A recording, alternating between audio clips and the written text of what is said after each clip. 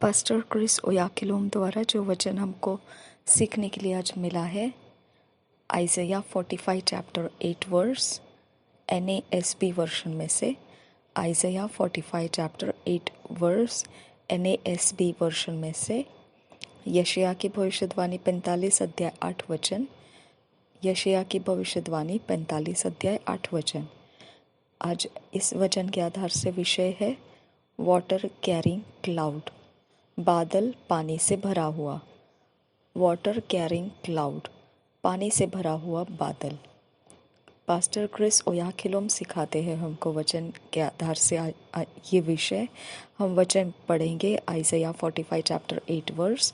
Drip down heavens from above and let the clouds pour down righteousness, let the earth open up and salvation bear fruit and righteousness sprout with it.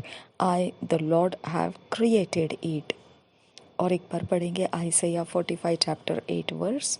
Drip down heavens from above and let the clouds pour down righteousness, let the earth open up and salvation bear fruit and righteousness sprout with it. I, the Lord, have created it.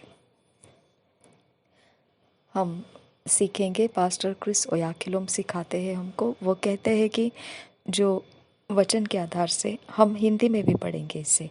मैंने हिंदी में नहीं पढ़ा, हम हिंदी में भी पढ़ेंगे इसे। यशायाह की भविष्यवाणी 45 अध्याय का 8 वचन। हे आकाश, ऊपर से धर्म बरसा, आकाश मंडल से धर्म की वर्षा हो। पृथ्वी खुले कि उद्धार उत्पन्न हो और धर्म भी उसके संग उगाए। मैं यहोवा ही ने उसे उत्पन्न किया है। और एक बार पढ़ेंगे यशायाह की भविष्यवाणी 45 अध्याय का 8 वचन। हे आकाश, ऊपर से धर्म बरसा, आकाश मंडल से धर्म की वर्षा हो। पृथ्वी खुले कि उद्धार उत्पन्न हो और धर्म भी उसके संग उगाए। मैं यहोवा ही ने उसे उत्पन्न किया है। अब हम सीखेंगे, पास्टर क्रिस ओयाखिलोम सिखाते हैं। वो कहते हैं, Jude in his epistle appealed to God's people to earnestly contend for the faith against the attack of false teachers. यहूदा जो है अपनी पत्री में परमेश्वर के जनों को यह विनती करता है आग्रह के साथ, और कहता है विश्वास के लिए लड़ाई करो उन सारे आक्रमणों के विरोध में जो गलत शिक्षकों का आक्रमण हो रहा है। In the 4th verse of his inspiring epistle, he explained why we should aggressively defend the truth because some godless people had crept in stealthily. उसने चौथे वचन में आगे बढ़कर एक प्रेरणादायी पत्री में लिखा है। उसके प्रेरणादायी पत्री में लिखा है, उसने समझाया है क्यों हमने बड़े जलन के साथ अपने अंदर जो सत्य रखा हुआ है उसकी रखवाली करना है। क्योंकि ऐसे लोग जो भक्तिहीन है, वह बहुत ही चोरी नाश घात करने के उपद्रवी स्वभाव से घुस पड़े हैं, वो हमारे अंदर के सच्चाई को नाश करने के लिए। These are people who distorted the message about the grace of God in order to excuse their immoral ways and those who disowned and denied Jesus Christ as the supreme authority and Lord. ऐसे कुछ लोग हैं जिन लोगों ने जो अनुग्रह परमेश्वर का उसका संदेश है उसको टेढ़ा मेढ़ा कर दिया है, ताकि उनके जो अशुद्ध वासनाएं हैं, उनके अशुद्ध तरीके हैं, वो तरीकों को रास्ता मिले और उसे ग्रहण किया जाए। और ऐसे लोग जिन्होंने इनकार कर दिया है प्रभु यीशु मसीह के विषय में, और वो अपने आप को प्रभु यीशु के हैं ऐसे भी नहीं कहते हैं, और वो प्रभु यीशु मसीह के महान अधिकार और प्रभुता को भी इनकार करते हैं। Now notice what he says about this same people in verse 11-12. अब ध्यान दीजिए क्या कहता है वह इन वही लोगों के विषय में। हम पढ़ सकते 11-12 वचन में। Woe unto them, for they have gone in the way of Cain and ran greedily after the error of Balaam for reward, and perished in the gainsaying of Kor. These are spots in your feasts of charity, when they feast with you, feeding themselves without fear. Clouds they are without water, carried about of winds, trees whose fruit withereth without fruit, twice dead, plucked up by the roots. हम पढ़ेंगे जूड 1 chapter 11 verse 12 verse. क्या कहता है वो इस वचन में हम पढ़ेंगे। यहूदा की पत्री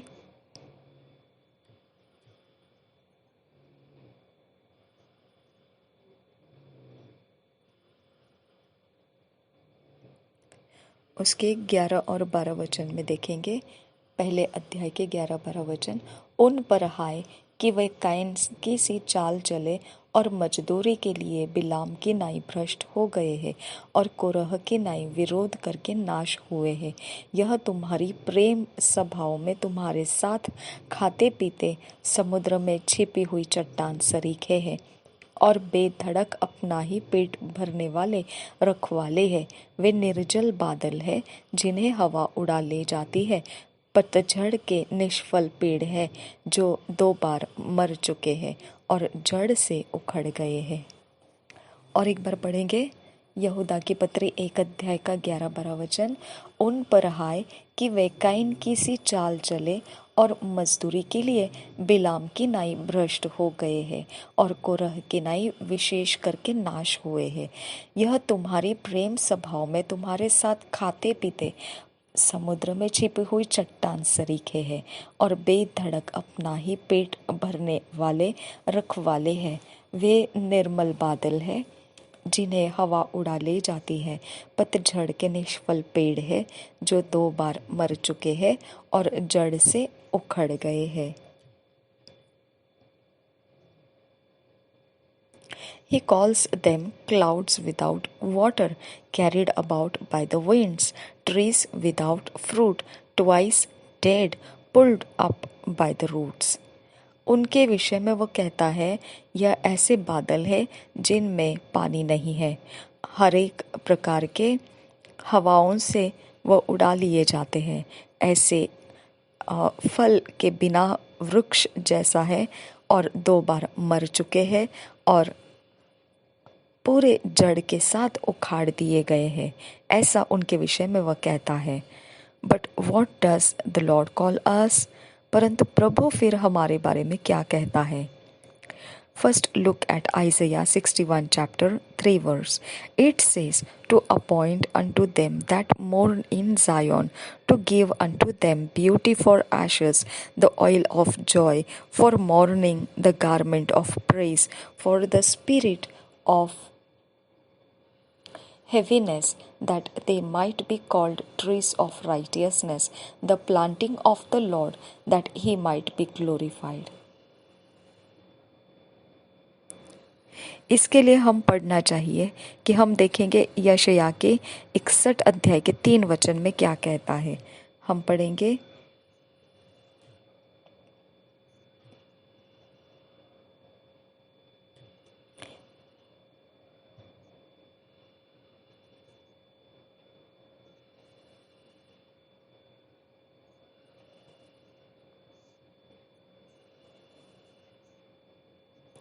यशायाह के 61 अध्याय में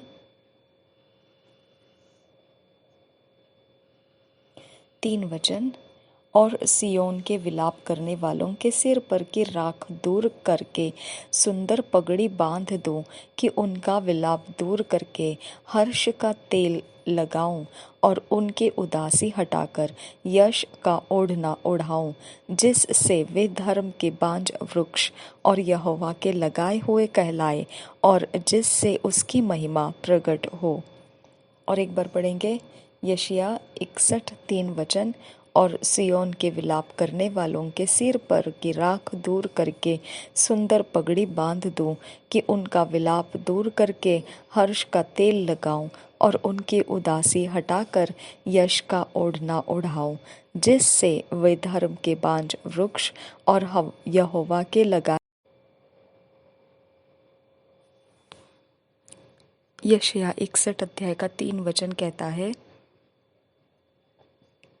हमारे बारे में, और सियोन के विलाप करने वालों के सिर पर राख दूर करके सुंदर पगड़ी बांध दूं, कि उनका विलाप दूर करके हर्ष का तेल लगाऊं और उनकी उदासी हटाकर यश का ओढ़ना ओढ़ाऊं, जिससे वे धर्म के बांज वृक्ष और यहोवा के लगाए हुए कहलाए, और जिससे उसकी महिमा प्रकट हो। ये हमारे विषय में कहा गया है, ये परमेश्वर हमारे विषय में कहता है। We are trees of righteousness, producing fruits of righteousness. हम धार्मिकता के वृक्ष हैं, हम फलों को लाते हैं, धार्मिकता के फलों को। Also each one of us according to the Bible is a cloud. We are clouds of glory and clouds with water. और हरेक जन उसी के अनुसार, जैसा पवित्र बाइबल में लिखा है, बादल है। हम ऐसे बादल हैं जो महिमा के बादल कहलाते हैं। हम ऐसे बादल हैं जिसके अंदर पानी भरा हुआ है, पानी के भरे हुए बादल के साथ हम हैं। That's very significant because John 7 chapter 38 says, He that believeth on me, as the scripture hath said, out of his belly shall flow rivers of living water. यह बहुत ही ध्यान खींचने वाली बात है, जहाँ यूहन्ना के सुसमाचार 7 अध्याय के 38 में वचन इस प्रकार से कह रहा है। हम पढ़ेंगे उसे। यूहन्ना रचित सुसमाचार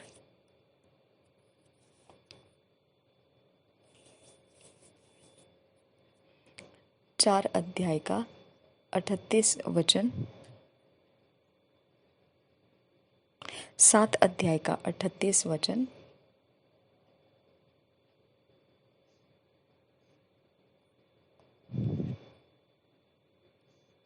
जो मुझ पर विश्वास करेगा, जैसा पवित्र शास्त्र में आया है, उसके हृदय में से जीवन के जल की नदियाँ बह निकलेगी।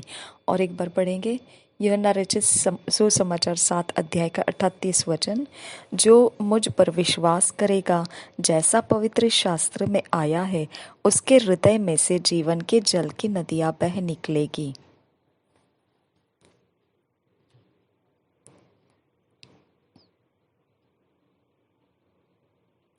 We are fountains of living water. हम जीवित जल के झरने हैं। From your cloud, righteousness and salvation rain upon the earth. हमारे बादल में से धार्मिकता और उद्धार बरसते हैं पृथ्वी के ऊपर।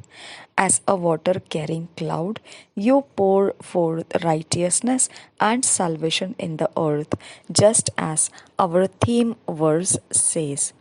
जिस प्रकार से हम As a water carrying cloud, you pour forth righteousness and salvation in the earth, just as our theme verse says.